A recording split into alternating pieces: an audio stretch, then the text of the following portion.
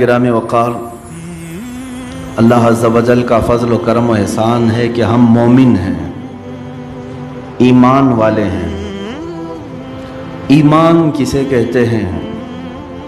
ایمان یقین کرنے کو کہتے ہیں، ٹرسٹ کرنا، کسی پر بھروسہ کرنا، اعتماد کرنا۔ اب کس پر بھروسہ کرنا اور کس پر یقین کرنا؟ تو اسلام یہ بتاتا ہے کہ اللہ کو ایک مان کر اس پر یقین رکھنا، یہ ایمان ہے۔ اس کی کتابوں کو، اس کے رسولوں کو، اس کے فرشتوں کو، قیامت کے دن کو، تقدیر کو، مرنے کے بعد دوبارہ اٹھنے کو، ان تمام معاملات کو اگر کوئی دل سے یقین کرتا ہے تو اسی کو کہتے ہیں یہ ایمان ہے۔ ایمان جو نام ہے یہ قلب کی، دل کی ایک کیفیت کا نام ہے، یہ نظر نہیں آ سکتی۔ کس کے دل میں ایمان ہے نہیں ہے یہ کوئی نہیں بتا سکتا، دل کی ایک کیفیت کا نام ہے۔ ظاہر سی بات ہے میرے دل میں ابھی کیا چل رہا ہے وہ آپ نہیں بول سکتے، آپ کے دل میں ابھی کیا ہے مجھے نہیں خبر ہے۔ تو دلوں کی کیفیت میں سے ایک کیفیت کا نام ایمان ہے۔ اسی طرح سے کفر بھی ہے، ایمان کا اپوزٹ کفر ہے۔ کفر بھی دل سے کسی کا انکار کرنا، اللہ کا یا رسولوں کا یا قیامت کا یا ضروریات اسلام میں کسی چیز کا انکار کرنا، اس کا بھی تعلق دل سے ہے اور زبان سے بھی ہے۔ اب یہاں پر مجھے آج جو گفتگو کرنی ہے وہ یہ ہے کہ دو قسمیں پوری دنیا میں موجود ہیں، ایمان والوں کی اور اہل کفر کی، کفار و مشرکین۔ ایک طرف کفار جو اپنے کفر کو برملا اظہار بھی کرتے ہیں، اعلان بھی کرتے ہیں کہ ہم اللہ وحدہ سبحانہ و تعالیٰ کو اقرار نہیں کرتے یا نہیں مانتے۔ وہ لوگ یہ کہتے ہوں قرآن کو نہیں تسلیم کرتے، رسول کو نہیں مانتے، وہ علل اعلان کافر ہیں، وہ اپنے کفر کا اعلان بھی کرتے ہیں۔ اور انہی کے برعکس بحمدہ تعالی ہم ایمان والے ہیں، علل اعلان اپنے ایمان کا اظہار بھی کرتے ہیں۔ ہم اللہ کو ایک مانتے ہیں، برملا ہم یہ ہر جگہ کہتے بھی ہیں، چھپاتے نہیں۔ قرآن کو حق کتاب تسلیم کرتے ہیں، رسول کریم صلی اللہ علیہ وسلم کو سب سے آخری رسول مانتے ہیں، یہ ہم کبھی چھپا کر کے رکھتے اس چیز کو؟ ایمان والے بھی کھل کر کے اظہار کرتے ہیں، کفار بھی اپنے کفر کا کھل کر اظہار کرتے ہیں۔ ان دونوں کے درمیان ایک جماعت ہے جس کا نام منافق ہے۔ اس کی تعریف کیا ہے؟ منافق کہتے کسے ہیں؟ میں آج اسی سلسلے میں آپ کو معلومات پیش کرنا چاہوں گا۔ فرمایا گیا کہ جو دل میں ہے اسے ظاہر نہ کرے، جو دل میں رکھا ہے اسے ظاہر نہ کرے، بلکہ جو دل میں موجود ہے اس کے خلاف بیان کرے، اسی کو منافق کہتے ہیں۔ دل میں کفر ہے، دل میں اسلام کا بغض ہے، عداوت ہے، دشمنی ہے، لیکن زبان سے کچھ اور باتیں کہتا ہے، اس کو منافق کہتے ہیں۔ منافق جو لفظ ہے یہ عربی سے بنا ہوا ہے، نفق سے یا نافقہ سے۔ عربی کی لغت اگر ڈکشنری دیکھیں تو آپ کو پتہ چلے گا کہ ایک جنگلی چوہا جس کے دو منہ ہوا کرتے ہیں اس کو نافقہ کہتے ہیں۔ جنگلی چوہا جس کو گوہ بھی کہتے ہیں، اس کے دو منہ ہوا کرتے تھے، ہوتے بھی ہوں گے، ہم نے تو دیکھا نہیں، لیکن لغت میں یہ بتایا گیا ہے کہ اس کے دو منہ ہوتے ہیں، کبھی ادھر سے کبھی ادھر سے کھاتا ہے۔ تو اسی طرح منافق کی دو صورتیں ہوتی ہیں، دو شکلیں ہوتی ہیں، کبھی وہ ایمان ظاہر کرتا ہے اور کبھی کفر ظاہر کرتا ہے۔ اور نفق کہتے ہیں ٹنل کو، عربی میں جو ٹنل ہوتی ہے نا، انڈر گراؤنڈ گاڑیاں جاتی ہیں، اس کو نفق کہتے ہیں عربی میں۔ اور نفق کے بھی دو منہ ہوتے ہیں، ایک طرف سے گاڑی نکلتی ہے، داخل ہوتی ہے، اور دوسری طرف سے گاڑی نکلتی ہے۔ اس کو ٹنل آپ انگلش میں کہتے ہیں اور اسی کو عربی میں نفق کہتے ہیں۔ اسی نفق سے منافق بنا ہے۔ کیوں نفق سے منافق کیسے؟ اس لیے کہ منافق جو ہے ایک راستے سے اسلام میں داخل ہوتا ہے، دوسرے راستے سے اسلام سے خارج بھی ہو جاتا ہے۔ وہ مجمع عام میں مسلمانوں کے ہاں لا الہ الا اللہ پڑھتا ہے اور کفار و مشرکین کے پاس جا کر ان کے خداؤں کی پوجا بھی کرتا ہے۔ تو یہ منافق ہے، ایک راستے سے داخل ہوا ٹنل کی طرح اور دوسرے راستے سے نکل بھی جاتا ہے۔ یہ سب سے ڈینجر قسم ہے मुनाफिकत की। अब आपको अंदाज़ा होना चाहिए, सूरह बकरा हम शुरू करते हैं अगर, कुरान की इब्तिदाई सूरत, सूरह फातिहा के बाद जो सबसे पहली सूरह है कौन सी है? सूरह बकरा। सूरह बकरा जब आप तिलावत करेंगे तो शुरू से लेकर के जो आयतें आई हैं, अलिफ लाम मीम ज़ालिकल किताबु ला रैब फीह हुदल लिल मुत्तकीन, यहाँ से लेकर के 5 आयतें कंटिन्यू ईमान वालों की शान में आई हैं। युमिनून बिल गैब, ये गैब पर ईमान लाते हैं ईमान वाले लोग, अल्लाह को देखे नहीं फिर भी ईमान लाते हैं। युकीमून अस्सलाह, नमाजों को कायम करते हैं, और अल्लाह ने इन्हें जो कुछ भी दिया है वो उसमें खर्च करते हैं, और जो अल्लाह ने इन पर उतारा है किताबों में उस पर ये यकीन रखते हैं। उलाइका अला हुदम मिन रब्बिहिम व उलाइका हुमुल मुफ्लिहून, यही हिदायत पर है और यही अल्लाह की बारगाह में कामयाब भी है। 5 आयतें ईमान वालों के लिए होंगी, 5 आयतें ईमान वालों के लिए। उसके बाद फिर आयतें हैं कुफार और मुशरिकीन के लिए। इन्नल लदीना कफरू सवाउन अलैहिम अअंदरतहुम अम लम तुंदिरहुम ला युमिनून खतम अल्लाहु अला कुलूबिहिम व अला समइहिम व अला अबसारिहिम गिशावा व लहुम अज़ाबुन अज़ीम। अल्लाह फरमाता है जो लोग कुफ्र कर चुके, अब उनके लिए ए महबूब बराबर है, उनको आप डराएं ना डराएं वो ईमान नहीं लाएंगे। कौन? काफिरों के लिए अल्लाह उनके दिलों पर मोहर लगा चुका है, उनके दिलों में कोई बात हक की पहुंचती नहीं है, उनके कानों पर पर्दा है, उनकी आंखों पर पर्दा है। ये किसके लिए कहा गया? कुफ्फार के लिए। अब मैं तरतीब आपको बता रहा हूं। सूरह बकरा जो शुरू की सूरह है कुरान की, शुरू से लेकर 5 आयतें मोमिनों की शान में आई, 2 आयतें काफिरों के मजम्मत के लिए बयान की गई। वमिनन्नासी मन यक़ूलू, यहाँ से आयतें शुरू होती हैं, दूसरा रुकू शुरू होता है। यहाँ से लेके कंटिन्यू 13 आयतें सिर्फ मुनाफिकों के मुतालिक बयान फरमाई। अल्लाह रब्बुल इज्जत ने 13 आयतें कंटिन्यू मुनाफिकीन के मुतालिक आई हैं। इससे अंदाजा हो सकता है कि ये कुफ्फार और मुशरिकीन से भी ज्यादा डेंजर किस्म की एक जमात है, क्योंकि कुफ्र जाहिर है और उसे हम पहचानते हैं, शिर्क जाहिर है और उसे पहचानते हैं, लेकिन मुनाफिकत एक ऐसी किस्म है जो हमारे दरमियान हो तो हमको भी नहीं मालूम, काफिरों के दरमियान हो तो काफिरों को भी नहीं मालूम। ये दोनों को धोखा देने वाली जमात है। इसीलिए कुरान में अल्लाह ने फरमाया युखादिऊन अल्लाह वल्लदीना आमनू, ये अल्लाह को धोखा देने की कोशिश करते हैं और ईमान वालों को। वमा यखदऊना इल्ला अनफुसहुम, लेकिन साथ में रब ताला ने यह भी फरमाया वो सिवाय अपनी जान के किसी को धोखा दे ही नहीं सकते, वो खुद अपने आप को धोखा दे रहे हैं। मुनाफिक की पहचान क्या है? अहादीस करीमा में बयान की गई हैं, अलामात बहुत सारी उसकी हैं। मशहूर अलामात में जिक्र करता हूँ। अल्लाह के नबी सल्लल्लाहु तआला अलैहि वसल्लम ने फरमाया आयतुल मुनाफिकी तलातुन, ऐ मुसलमानों आज मैं ये किस्म आपके सामने जो बयान कर रहा हूँ, डर जाओ इस बात से कि कहीं निफाक ना आ जाए हमारे। इसलिए कि कुफ्र आपसे नहीं होगा, शिर्क नहीं होगा, आप उससे घबराते हैं, दूर भागते हैं, लेकिन मुनाफिकत एक ऐसी चीज है कब तुम्हारे दिलों में आ जाए पता भी नहीं चलता। कैसे आती है वो मैं बताता हूँ। मुनाफिकत की 2 किस्में बयान की गई हैं, एक निफाक अमली है, एक निफाक एतकादी है। अकीदे में मुनाफिक भी होता है और अमल में भी मुनाफिक होता है। दोनों चीज़ों की तशरीह मैं करूँगा। पहली चीज़ तो मैं ये बताता हूँ कि क्यों ये मुनाफिकत के मुतालिक मैंने आज मौजू को छेड़ा है, क्योंकि रब ताला ने जहाँ दर्दनाक अजाबात का जिक्र फरमाया है कुरान पाक में, जहन्नम के 5वें पारे की आखिर सफ़े की आयत है सूरह निसा में, अल्लाह ताला फरमाता है इन्नल मुनाफिकीन फिद्दरकिल अस्फली मिनन नार।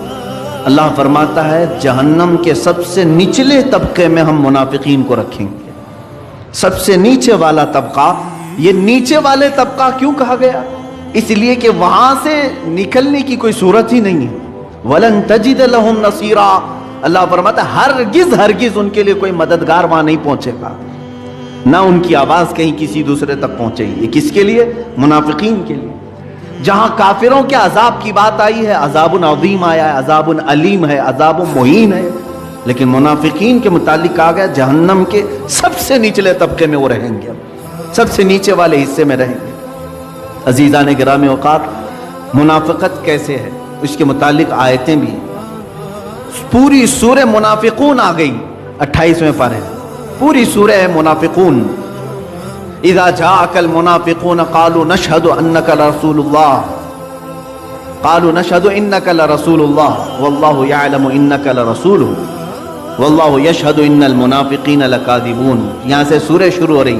کیسے آتے ہیں منافق؟ حضور صلی اللہ علیہ وسلم سے رب تعالیٰ فرما رہا ہے اے محبوب، منافقین آپ کے پاس آتے ہیں اور یوں کہتے ہیں ہم گواہی دیتے ہیں کہ آپ اللہ کے رسول ہیں. یہ کہتے ہیں آپ اللہ کے رسول ہیں، اور رب تعالیٰ فرماتا ہے اللہ ضرور جانتا ہے کہ آپ اللہ کے رسول ہیں، لیکن اللہ اس بات کی گواہی دیتا ہے کہ منافق جھوٹ بول رہے ہیں. وہ آپ کو آخری رسول نہیں تسلیم کرتے، وہ تو صرف جنگوں میں موجود مال غنیمت حاصل کرنے کے لیے آپ کے پاس آ رہے ہیں. جب دیکھا اسلام کا بول بالا تو جماعتوں میں شریک ہو گئے، اور جب دیکھا کہ اسلام پر کوئی مصیبت آئی تو یہاں سے چھوڑ کر چلے گئے. اس طرح کی مثالیں مدینہ طیبہ میں بہت مرتبہ ہوئیں. اللہ کے حبیب صلی اللہ تعالیٰ علیہ وسلم جب مدینہ طیبہ تشریف لائے تو یہاں سب سے بڑا جو خطرہ تھا وہ یہودیوں سے زیادہ منافقین سے تھا. ہر بات جا کر لیک کرتے تھے یہودیوں کے پاس، عیسائیوں کے پاس، کہ محمد صلی اللہ تعالیٰ علیہ وسلم آج یہ پلاننگ کر رہے تھے، یہ باتیں کر رہے تھے. ہر چیز یہاں کی لے جا کر وہاں پہنچاتے تھے. کئی دنوں تک یہ معاملہ چلتا رہا. جنگ بدر کے بعد تو بہت سارے لوگ اسلام میں داخل ہوئے. جنگ بدر ایک ایسی فیصلہ کن جنگ تھی، صرف 313 مسلمان اور 1000 سے زیادہ کافر ہیں.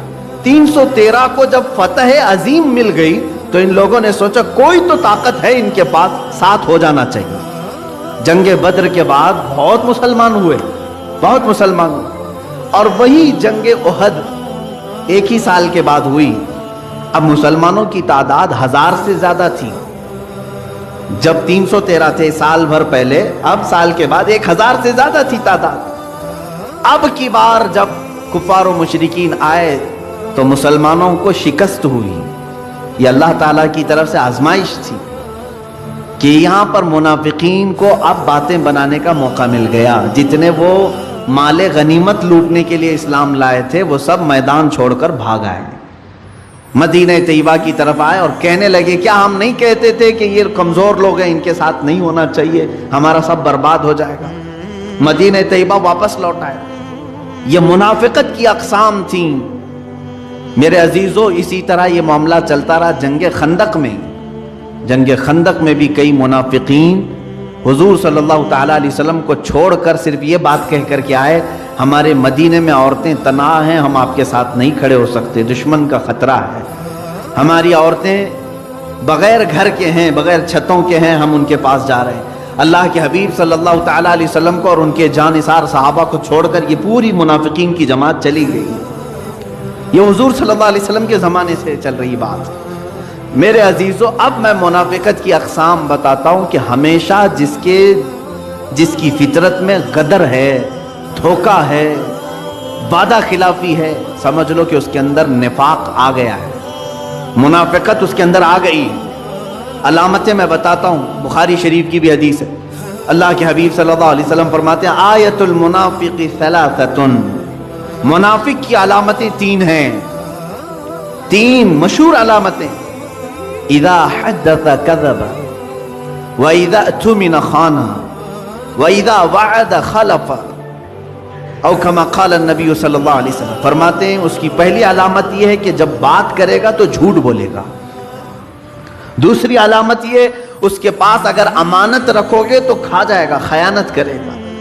تیسری علامت یہ ہے کہ جب بھی وعدہ کرے گا تو مکر جائے گا، وعدہ خلافی کرے گا. یہ تو منافق کی اقسام بتائی گئی ہیں. جھانک کر کے دیکھ لو کہیں ان تینوں میں ہم تو نہیں پڑے ہوئے ہیں، مبتلا تو نہیں ہو گئے کہیں. خاص طور پر تاجر لوگوں سے، بزنس کرنے والوں سے مخاطب ہو کر کے بزرگوں نے فرمایا تمہیں کثرت سے جھوٹ کا سامنا کرنا پڑتا ہے، اور اس جھوٹ پر اگر تم نے کنٹینیو مداومت اختیار کر لی تو تم منافقت کے سٹیج پر پہنچ جاؤ گے. منافق کی ایک علامت یہ ہے کہ اپنی بات کو منوانے کے لیے بار بار قسمیں کھاتا ہے. اللہ کی قسم، کعبے کی قسم، قرآن کی قسم، کثرت سے وہ قسمیں کھاتا ہے منافق. اور جب بھی اس کے پاس کوئی امانت رکھی جائے تو خیانت کرتا ہے، صحیح طریقے سے اس کو نہیں لوٹاتا۔ امانت بہت قسم کی ہے میرے عزیزوں، صرف پیسہ ہی امانت نہیں ہے، کسی کی باتیں بھی تمہارے پاس امانت ہوتی ہیں، کسی کا مال تمہارے پاس امانت ہے، کسی کی بیٹی تمہارے پاس امانت ہے، کسی کے بچے تمہارے پاس امانت ہے۔ امانت کی بہت ساری قسمیں ہیں، اس میں خیانت کرنے والا منافق کی علامتوں میں شامل ہو گیا، اور جب کبھی وعدہ کرے تو وعدہ خلافی کرتا ہے۔ وعدہ کرتا ہے کہ میں فلاں تاریخ کو آپ کو پیسے دے دوں گا، میں فلاں تاریخ کو آپ سے ملاقات کر لوں گا، فلاں تاریخ کو یہ کام کر لوں گا، اور پھر مکر جاتا ہے۔ فرمایا گیا اس کے اندر منافقت آ گئی ہے۔ یہ نفاق کی 3 بڑی علامتیں ہیں، بڑی علامتیں ہیں۔ اب جو 13 آیتیں میں نے جس کا ذکر کیا سورہ بقرہ میں، شروع سے لے کر دوسرے رکوع سے تیسرے رکوع تک اگر آپ پڑھیں گے، اللہ تعالیٰ نے صاف صاف ان کے طریقے بیان کیا ہے۔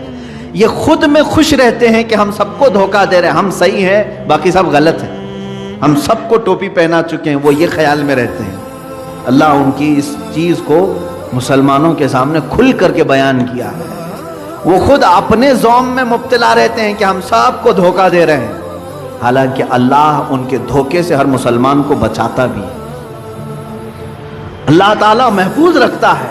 اگر منافقین کے دھوکے سے ہم محفوظ نہیں رہتے تو یہ کب کے اسلام کی جڑیں کاٹ چکے ہوتے ہیں، کیونکہ یہ چوہے کی طرح داخل ہوتے ہیں جماعتوں میں اور قطر بھی نہیں کرتے ہیں۔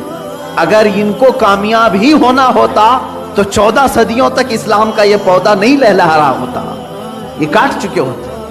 یہ اپنی تمام تر کوششیں کر چکے ہوتے ہیں، بظاہر یہ کامیاب دکھتے ہیں، لیکن مولا تعالیٰ ان کو خائب و خاسر اور ذلیل کرتا ہے ہر زمانے میں، ہر زمانے میں۔ میرے عزیزو، منافقت سے ہمیشہ بچنے کی کوشش کرو اور دعا کرتے رہو کہ اللہ میرے دل میں کبھی منافقت نہ آئے۔ یہ آتی کیسے ہے؟ اس کا سارا دار و مدار محبت رسول پر ہے۔ اگر یہاں ہلکی سی بھی بات خرابی آ گئی تو سیدھے اس کے اندر منافقت آ جائے گی۔ اگر نبی کی بات کو، میرے آقا صلی اللہ تعالیٰ علیہ وسلم کی بات کو ہلکا سمجھ لیا، کمتر سمجھ لیا، سمجھ لو کہ وہ گر گیا ایمان کے درجے سے اور منافقین میں آ گیا۔ ایک صحابی ہیں حضرت عمرو بن سعید رضی اللہ تعالیٰ عنہ، عمرو بن سعد یا عمرو بن سعید ہیں، یہ ان کا چچا تھا جلاس۔ یہ دونوں لوگ مدینہ طیبہ کے کنارے رہتے تھے۔ جلاس جو ہے حضور صلی اللہ تعالیٰ علیہ وسلم کی مجلس میں ہمیشہ حاضر رہنے والا، اور وہ اپنے چھوٹے بھتیجے کو عمرو کو لے کر کے بارگاہ رسول صلی اللہ تعالیٰ علیہ وسلم میں حاضر ہوتا تھا۔ جب بھی حضور صلی اللہ تعالیٰ علیہ وسلم کے جماعت میں حاضر ہو تو یہاں پر جو جو باتیں سنی جاتی تھی اس پر عمل کرنے کی کوشش کرتے۔ عمیر بن سعد، عمیر بھتیجے کا نام، یہ چھوٹی عمر کے تھے۔ چچا خود ہاتھ پکڑ کر کے بارگاہ رسول میں لے کر کے آتا۔ ایک دن ایسا ہوا کہ چچا نہیں آیا، جلاس بن سویت یہ نہیں آیا، بھتیجا عمیر بن سعد یہ بارگاہ رسول میں حاضر رہا، اور حضور اکرم صلی اللہ علیہ وسلم نے اس دن ایک بشارت سنائی، اے لوگوں ان قریب اللہ تعالیٰ قریش پر ہمیں فتح عظیم عطا کرے گا اور ہم خانہ کعبہ شان سے داخل ہوں گے۔ حضور صلی اللہ علیہ وسلم جب یہ بشارت دیے، چھوٹی عمر تھی عمیر بن سعد کی، خوشی سے دوڑتے ہوئے آئے اور اپنے چچا جلاس بن سویت کو آ کر کے کہا، چچا چچا آج معلوم ہے آپ کو آج اللہ کے رسول صلی اللہ علیہ وسلم نے کیا فرمایا؟ کہا کیا کہا؟ کہا اللہ کے رسول نے فرمایا کہ عنقریب اللہ قریش پر انہیں فتح عظیم عطا کرے گا، شان سے وہ داخل ہوں گے۔ جلاس بن سوید نے کہا ہے اگر محمد کو فتح ہو گئی تو ہم گدھے سے بدتر کہلائیں گے۔ دل کا منافق تھا، حضور صلی اللہ علیہ وسلم کے بارے میں کہہ گیا، جبکہ وہ مجلس رسول میں کنٹینیو حاضر ہونے والا شخص اور اپنے بھتیجے کو پکڑ کر کے لانے والا شخص۔ عمیر بن سعد نے کہا چچا آپ ہی تو مجھے لے کر جاتے تھے۔ کہا لے کر جاتا تھا لیکن بڑی بڑی باتیں مت کرو، محمد کی بات اور ہے، قریش کی بات اور ہے۔ عمیر بن سعد وہاں سے فوراً بھاگتے ہوئے نکل آئے کہ چچا کا دماغ خراب ہو گیا ہوگا، یا تو یہ اب تک نہیں جانتے تھے۔ اب بتائیں بھتیجا خود چچا کی منافقت کو نہیں سمجھ پا رہا تھا، उमैर बिन साद बारगाह रसूल में हाजिर हुए, सहाबा बैठे हुए थे, ये छोटी उम्र के थे, बड़े सहाबा थे। हुजूर सल्लल्लाहु अलैहि वसल्लम की बारगाह में खड़े होकर के बार बार कुछ कहने की बात कर रहे हैं, कुछ अर्ज करने की बात कर रहे हैं, मौका नहीं मिल पा रहा है। जुल्लास को अपने चचा को बोल करके आए थे, मैं आज तेरा भांडा फोड़ूंगा, पूरी तरह से तेरी पोल खोलूंगा, हुजूर अकरम सल्लल्लाहु अलैहि वसल्लम की बारगाह में जाकर बयान करूंगा। वो घबरा भी गया, लेकिन बच्चा अब दौड़ते हुए आ गया। अब यहाँ पर थोड़ी देर के बाद बार बार वो उठ रहे हैं, अपनी गर्दन उठा रहे हैं, तो हुजूर ने फरमाया क्या कहना, उठो। हुजूर सल्लल्लाहु अलैहि वसल्लम ने मौका दिया तो खड़े हुए कहा कि हुजूर एक बात अर्ज करनी है, मेरा चचा मुनाफिक है। जुल्लास बिन सोयद, सबके कान खड़े हो गए। जुल्लास बिन सोयद सबकी नजर में एक नेक शख्स था, उम्र वाला शख्स था, पाबंदी सौम सलात, नमाज और रोजों का बड़ा पाबंद शख्स, और एक बच्चा ऐसा कहे, साहबा ने बिठा दे, बैठ जा, लगता है इसके चचा ने मारा हो रहा होगा, उसके खिलाफ आके शिकायत कर दी, बैठ जाओ। फिर वो खड़े हुए कि नहीं या रसूल अल्लाह सल्लल्लाहु अलैहि वसल्लम, मैं गवाही देता हूँ। हुजूर सल्लल्लाहु ताला अलैहि वसल्लम भी देखते रहे उनकी तरफ, बोलो। इसी असना में जुल्लास बिन सोयद दौड़ता हुआ आ गए, चचा भी आ गए, आया, देखा है कि शिकायत करने के लिए मेरा भतीजा खड़ा है, रोते रोते आया बारगाह रसूल में, कहा या रसूल अल्लाह सल्लल्लाहु अलैहि वसल्लम, आज घर में ये ताखीर से आया, मैंने एक तमाचा लगाया तो ये कहा कि मैं तुम्हारे खिलाफ हुजूर से शिकायत करता हूँ, पता नहीं मेरे बारे में क्या आकर के कहा आपसे। साहबा ने कहा नहीं, हम कह रहे थे कुछ तो घर में झगड़ा हुआ होगा और ये आकर के उस पर इतना बड़ा इल्जाम लगा दिया। ये उमैर बिन साद रोने लग गए, छोटी उम्र के हैं, और एक तरफ ये मुनाफिक है, दूसरी तरफ बड़े बड़े सहाबा को कायल करना है, उनको कन्विंस करना है। लेकिन अल्लाह के नबी सल्लल्लाहु ताला अलैहि वसल्लम दिलों के हालात को जानते थे। अल्लाह के नबी सल्लल्लाहु अलैहि वसल्लम ने फरमाया, उमैर तुम बोलो, तुम्हारी बात क्या है। उमैर बिन साद ने पूरी बात बताई। मैं मजलिस से उठ करके जब गया तो मेरे चचा ने ऐसी ऐसी बात कही। अल्लाह के हबीब सल्लल्लाहु ताला अलैहि वसल्लम ने अपनी गर्दन झुका ली, उनकी बारात में कुछ नहीं कहा, उमैर बिन साद की हिमायत में एक जुमला भी नहीं फरमाया। सहाबा जवाब के इंतजार में, जुल्लास खड़ा है, अचानक जिब्राइल अमीन आयत लेकर के आ गया, वलक़द क़ालू कलिमतल कुफ्रि व कफ़रू बाद इस्लामिहिम। अल्लाह ने फरमाया, ए हबीब, ये सच कह रहा है, ये काफिर हो चुका है इस्लाम लाने के बाद, जो आपकी शान में गुस्ताखी कर रहा था। कुरान की आयत आई 10वें पारे में, अल्लाह ताला के हबीब सल्लल्लाहु अलैहि वसल्लम ने फरमाया, उमैर बिन साद की गवाही अल्लाह ने कबूल फरमाई है।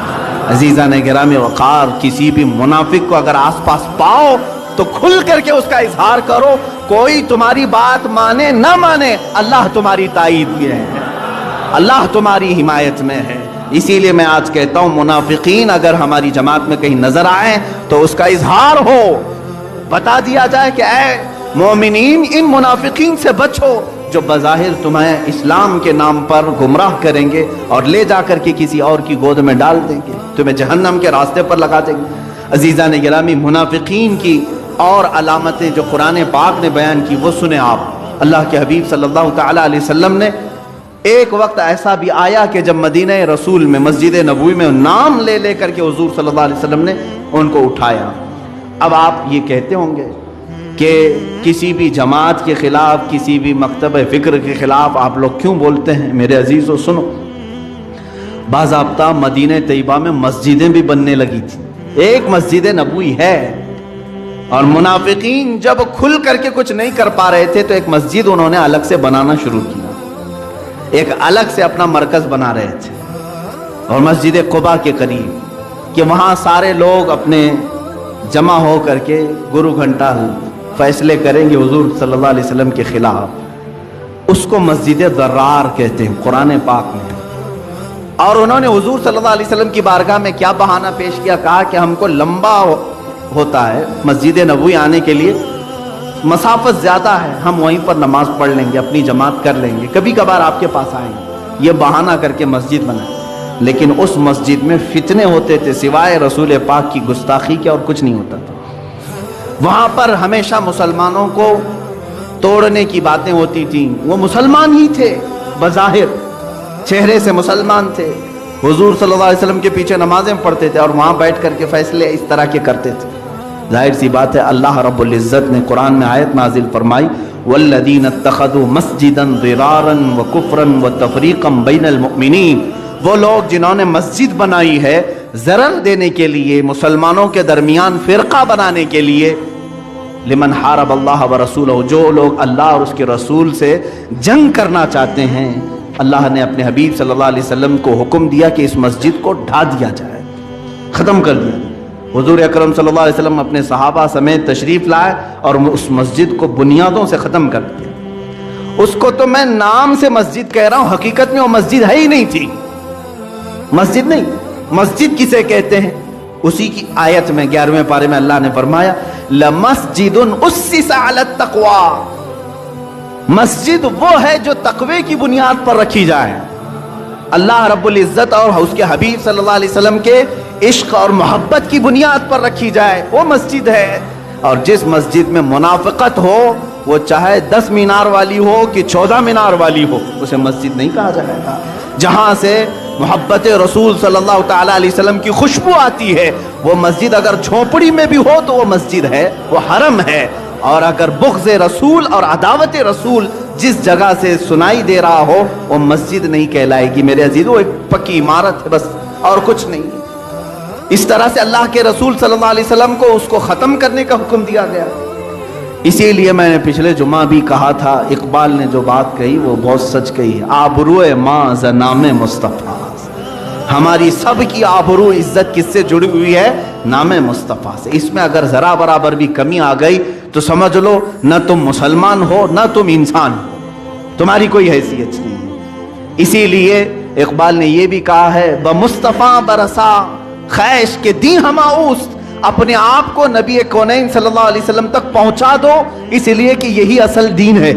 تم اگر ان کی ذات تک پہنچ گئے یہی دین ہے۔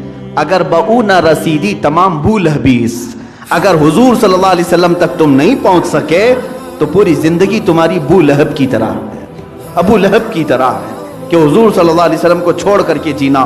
عزیزان گرامی وقار، اب میں آپ کو یہ بھی بتا دوں کہ نفاق عملی کیا ہے، نفاق اعتقادی کیا ہے۔ کبھی منافق عمل سے ہوتا ہے اور کبھی عقیدے میں بھی ہوتا ہے۔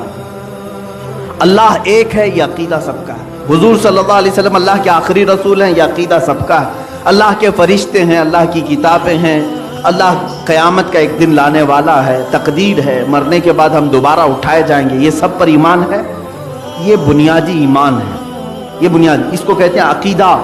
اس میں ذرا برابر رد و بدل نہیں ہوگا، یہ عقیدہ ہے۔ کچھ عمل ہیں، عمل جیسے نماز ہے، روزہ ہے، زکوٰۃ ہے، حج ہے، یہ سب کیا ہیں؟ یہ عمل ہے۔ عمل کہتے ہیں ایکٹیویٹیز، آپ کر کے دکھا رہے ہیں۔ اللہ ایک ہے، آپ کر کے کچھ نہیں دکھانا ہے، آپ کو دل میں ماننا ہے۔ فرشتے ہیں اللہ کے، آپ کو کر کے کچھ نہیں دکھانا ہے، دل میں ماننا ہے۔ ایمان دل کا نام ہے اور اسلام یہ عمل کا نام ہے۔ عمل میں اگر کوتاہی کرتا ہے کوئی بندہ تو بزرگوں نے فرمایا کہ اس کے اندر عمل کا منافق آ گیا ہے۔ یعنی ایمان تو دل میں ہے، کہتا ہے اللہ میرا سب سے بڑا ہے، لیکن اسی کی عبادت میں نہیں آتا، تو گویا کہ یہ عمل کا منافق ہے، عملی منافقت اس کے اندر آ رہی ہے۔ اسلام کو سب سے بلند و بالا مذہب سمجھتا ہے، قرآن کو اللہ کی سب سے سچی کتاب سمجھتا ہے، سب سے آخری کتاب سمجھتا ہے، لیکن اس کی طرف کبھی ہاتھ بھی نہیں لگاتا۔ تو قول اور عمل میں اس کے مخالفت ہے یا نہیں؟ کہتا کچھ اور ہے، کرتا کچھ ہے، اس کے لیے کہتے ہیں یہ نفاق، عملی نفاق ہے۔ اس کا گناہ یہ ہے کہ قیامت کے دن اللہ تعالیٰ اگر یہ توبہ کر کے مرا تو معاف بھی فرمائے گا اللہ۔ یعنی نماز نہیں پڑھتا تھا، روزے نہیں رکھتا تھا، زکوٰۃ میں کچھ خرابی آئی، اسلام کے خلاف کچھ عمل کرتا تھا تو گناہ کبیرہ ہے، لیکن اگر توبہ کر کے مرے گا تو اللہ تعالیٰ اسے معاف بھی فرمائے گا۔ اور اگر توبہ کر کے نہیں مرا تھا تو قیامت کے دن اگر اس کی سزا میں جہنم آ گئی تو جہنم میں جائے گا، لیکن ایک نہ ایک دن وہاں سے نکالا جائے گا۔ یہ نفاق عملی کی بات کر رہا ہوں، عمل میں اگر نفاق آیا تھا تو۔ اور اگر عقیدے میں منافقت آ گئی، وہ کیسے؟ کہتا ہے اللہ ایک ہے ہمارے سامنے، اور ہندوؤں کے پاس کہتا ہے جتنے تمہارے خدا ہیں اتنے میرے بھی ہیں، عیسائیوں کے پاس کہتا ہے تمہارے ہاں 3 ہیں، میں بھی 3 کو مانتا ہوں۔ تو یہ اعتقادی منافق ہے، یعنی سب کے پاس جہاں گیا ویسا رنگ ڈال دیا، یہ منافق اعتقادی ہے. قادیانیوں کے پاس گیا, کہا کہ تمہارا جو آخری نبی, تم جس کو غلام احمد قادیانی رسول مانتے ہو, میں بھی اس کو رسول مانتا ہوں. محمد صلی اللہ علیہ وسلم, ان کو بھی میں رسول مانتا ہوں. یہ منافق اعتقادی ہے, اس کی بخشش نہیں. یا اگر بغیر توبہ کے مرا تو قیامت کے دن اللہ تعالی ہمیشہ ہمیشہ کے لیے اسے جہنم کے سب سے نچلے طبقے میں داخل کرے گا, سب سے نچلے طبقے میں داخل کرے گا. اعتقاد میں نفاق آنے نہ پائے, عمل میں اگر آ گیا تو اس کی توبہ سے معافی کا امکان ہے, بچنے کی صورت ہے. لیکن عقیدے میں اگر منافقت آ گئی تو سمجھ لو میرے عزیزوں, کوئی تمہاری مغفرت نہیں, بخشش نہیں. سورہ منافقون کی میں آیتیں پڑھتا ہوں. اللہ فرماتا ہے وَإِذَا رَأَيْتَهُمْ تُعْجِبُكَ أَجْسَامُهُمْ, اللہ, جب تم ان کو دیکھو گے تو ان کے جسم تم کو اچھے لگیں گے. منافقین وَإِن يَقُولُوا تَسْمَعْ لِقَوْلِهِمْ كَأَنَّهُمْ خُشُبٌ مُّسَنَّدَةٌ, اللہ فرماتا ہے جب وہ بولیں گے تو تم کو ان کی باتیں اچھی لگنے لگیں گی. وہ ایسا ٹال مٹول کر کے بولیں گے کہ تم کو ان کی باتیں اچھی لگیں گی. ظاہر سی بات ہے, اگر صحیح صحیح باتیں ہم بتائیں گے تو کڑوی لگیں گے. ہم عیبوں پر اگر انگلی رکھیں تو کڑوی لگیں گے. سود کے خلاف بولیں تو بڈی خور ناراض ہے, شراب کے خلاف بولو تو شرابی ناراض ہے. یہ تمام چیزیں تو ہمارے ساتھ ہوتی رہتی ہیں میرے عزیزو. لیکن منافق کرتا کیا ہے, کہے تم اپنے اپنے کاموں میں لگے رہو, میں اپنے کام میں لگوں. سمجھوتا کرتا ہے, میں تم کو برا نہیں کہوں گا, تم مجھے برا مت کہنا. یہ سمجھوتا کر کے چلتا ہے منافق. قرآن کہہ رہا ہے جب بھی وہ بات کرے گا تو تم کو اچھا لگے گا. کیوں؟ تمہاری بیماریوں کا وہ ایک بار بھی ذکر نہیں کرے گا. وہ کبھی نہیں بولے گا کہ تم بیمار ہو دل سے, تمہارے اندر خرابیاں ہیں, نہیں بتائے گا. اس لیے تم کو اس کی باتیں اچھی لگنے لگیں گی.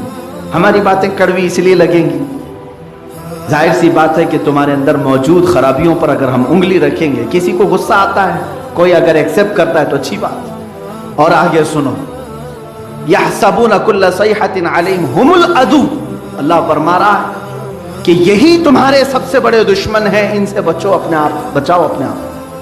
اور اللہ تعالیٰ فرماتا ہے کہ رسول انہیں جب بلاتے ہیں آ جاؤ تو یہ اپنا منہ پھیر لیتے ہیں, ہم کو رسول کی ضرورت نہیں.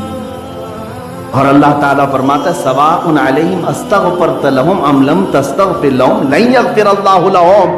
اے رسول آپ ان کو بلا کر کے بخشش کی دعا کریں یا نہ کریں, اللہ ان کو کبھی معاف نہیں کرے گا. لن یغفر اللہ لہم, اللہ فرماتا ہے ہرگز ہرگز اللہ انہیں معاف نہیں کرے گا.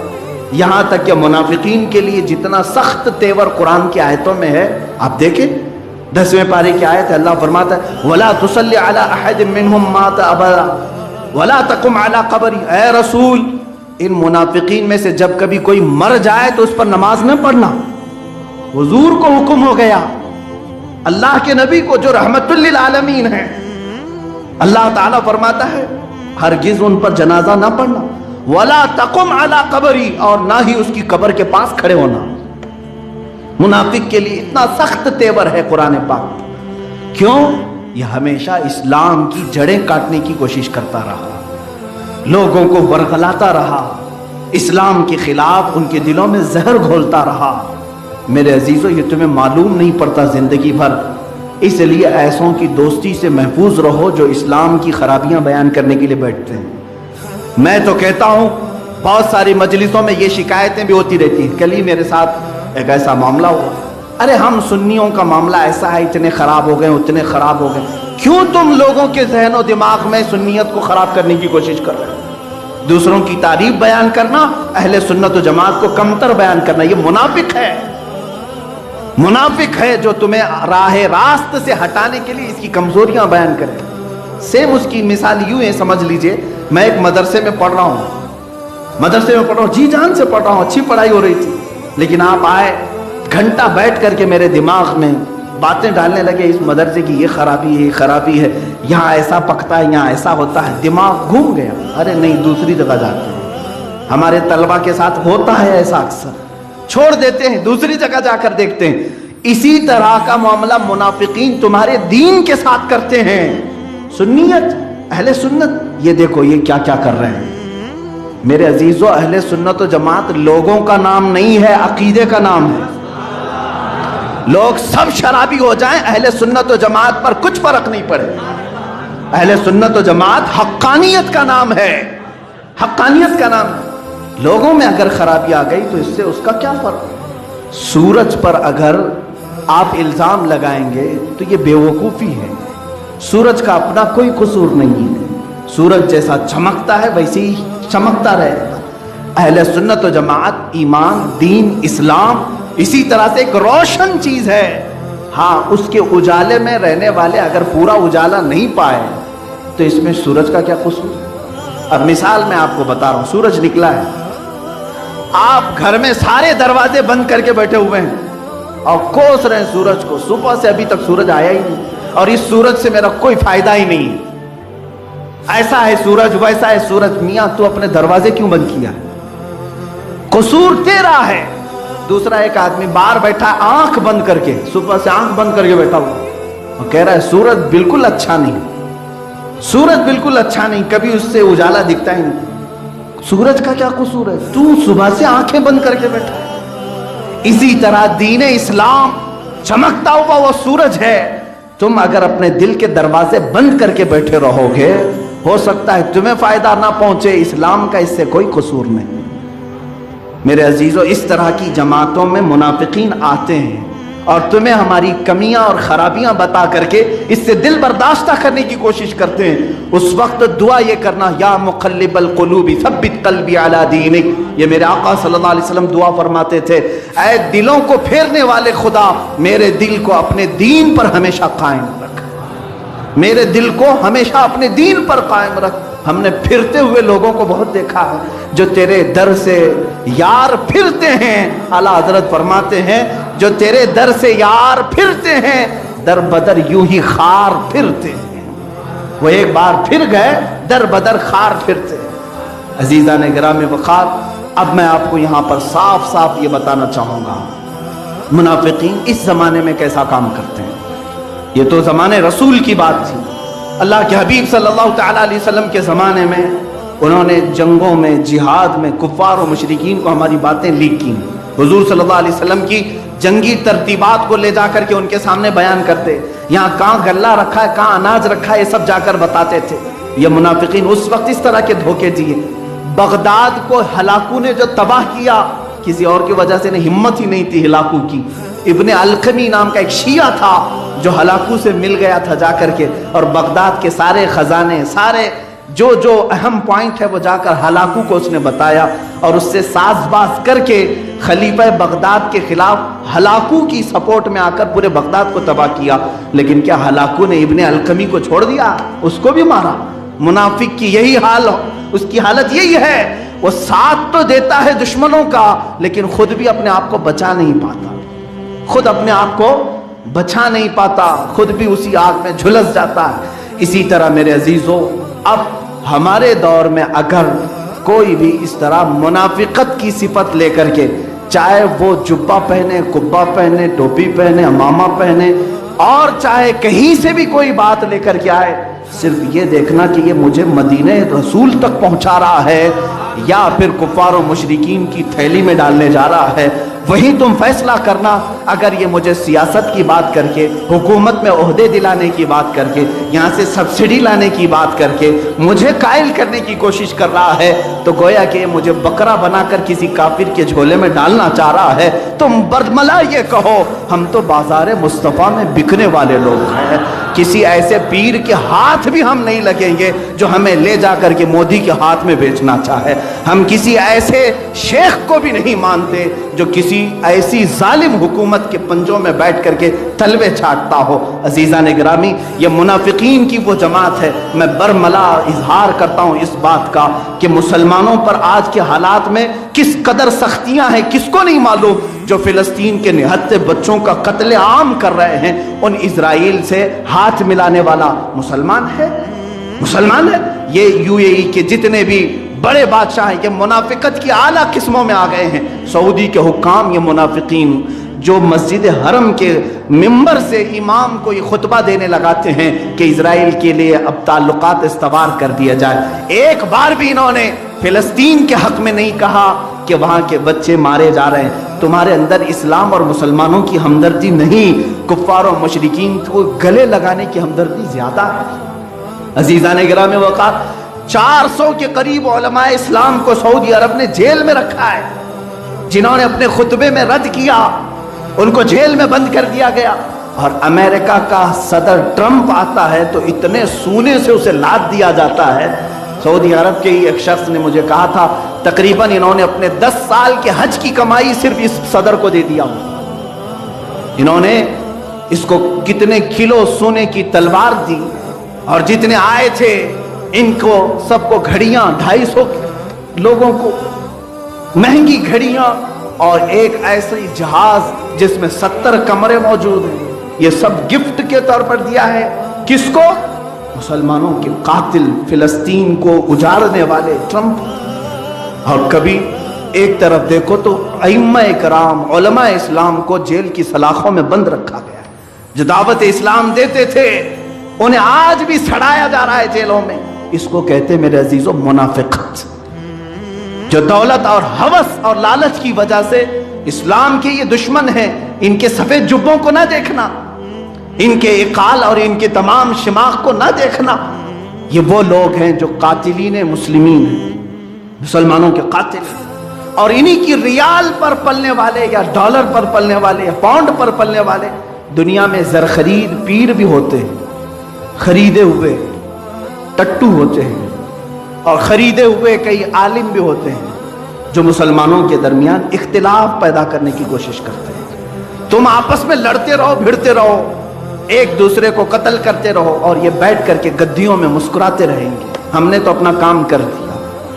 آپ کتاب پڑھ لینا، موجود ہے۔ ہیمفرے ایک یہودی تھا، وہ مسلمان بن کر کے تقریباً 25 یا 30 سال اس نے خدمات کیا، کہاں کہاں، ترکی میں، عراق میں۔ وہ خود اپنی داستان لکھا ہے ہیمفرے، اس کتاب کا نام ہیمفرے کے اعترافات، کافی سال پہلے میں نے پڑھا تھا۔ اس نے کہا میں مشن پر نکلا تھا، میں نے حدیث پڑھا، قرآن پڑھا، تفسیر پڑھا، سب پڑھا، اور پھر مسلمانوں کی مسجد میں بیٹھا اور درس بھی دیا مسلمانوں کو۔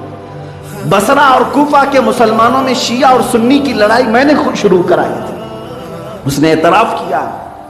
اس طرح میرے عزیزو ان منافقین کو پہچاننے کی ضرورت ہے۔ عبداللہ بن سبا وہ ایسا منافق ہے جس نے شیعہ جماعت کو وجود میں لایا، یہ وجود میں لایا ہے۔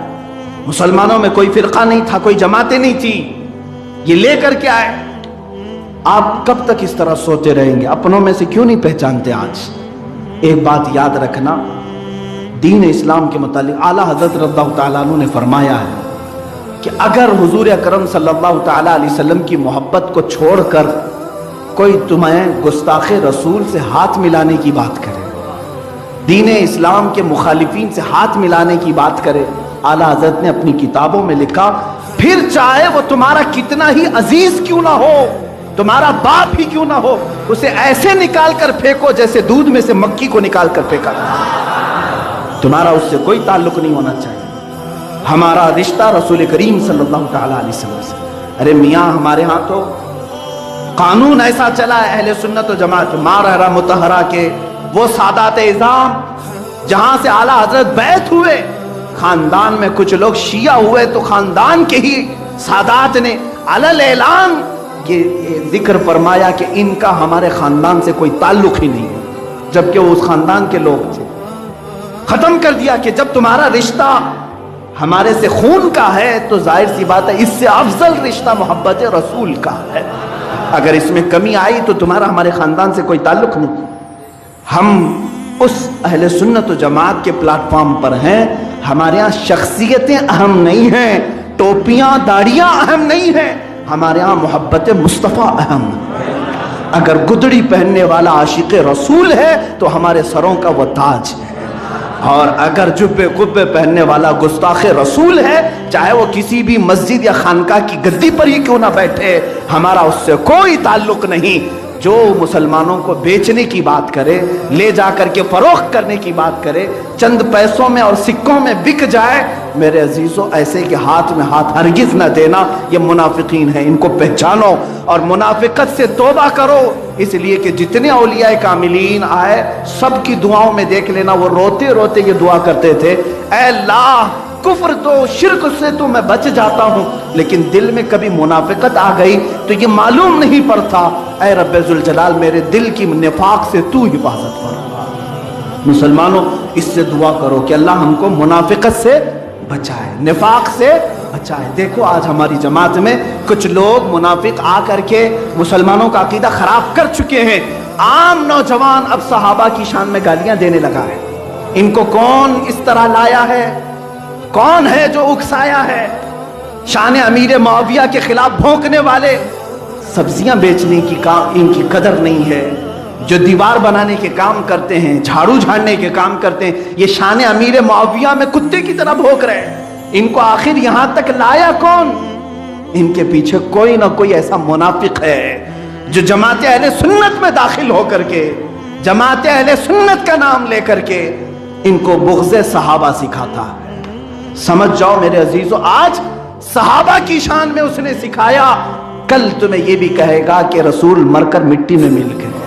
मुआज़ल्लाह रब्बिल आलमीन। समझ जाना, अहले सुन्नत व जमात से अगर सरे मुंह भी इन्हिराफ करोगे तो गुमराही है, खाई है। अल्लाह तबारक व तआला हमें इन तमाम चीज़ों से महफूज रखे। हमारा अकीदा वही है जो हमें हमारे बड़ों ने सिखाया है, उन्हें जाना, उन्हें माना, न रखा गैर से काम। लिल्लाहिल हम्द, मैं दुनिया से, लिल्लाहिल हम्द, मैं दुनिया से मुसलमान गया। मेरे आका सल्लल्लाहु तआला अलैहि वसल्लम की बारगाह में हमारे दिल और जान और सारी चीज़ें फिदा हैं। जो उनसे वाबस्ता है वो हमारा है, जो उनसे नाआशना है उससे हमारा कोई ताल्लुक नहीं है। जो तेरे दर से यार फिरते हैं, दर बदर यूं ही खार फिरते हैं, वो सुए लालाजार फिरते हैं, तेरे दिन ए बहार फिरते हैं। अल्लाह तबारक व तआला हम सबको कहने सुनने से ज़्यादा अमल की तौफीक अता फरमाए। व आखिरु दावाना अनिल हम्दुलिल्लाहि रब्बिल आलमीन। सलाम अलैकुम।